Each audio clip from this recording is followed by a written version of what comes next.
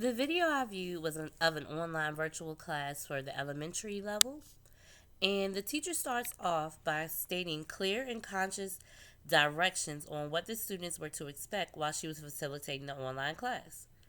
The teacher models what she expected for the students to do for the call and response and then goes directly into the mindful moment.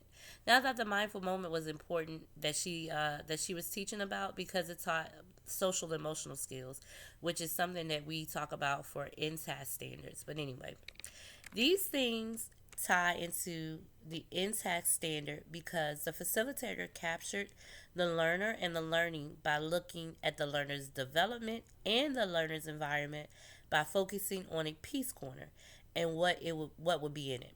The facilitator nicely redirects students like we often have to do in a regular class or in a seated non-virtual class by telling them to turn their computer camera on because that was a norm that had already been established in the classroom. So, like we have to redirect in a regular class, she did it in an online class as well because that was the expectation for the class.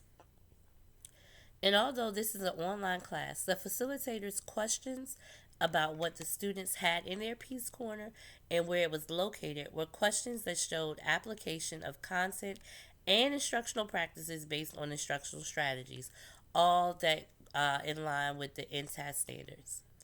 As a teacher, I reinforce norms and procedures and expectations in my classroom, much like the facilitator did in the video. I let the students know my expectations up front. I model them before allowing the students to practice them, and then we do them on a consistent basis.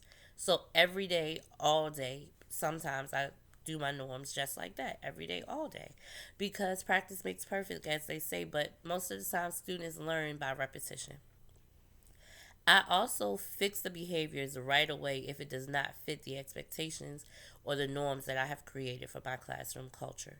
So that's how I feel it ties into the NTAS standards. Thank you.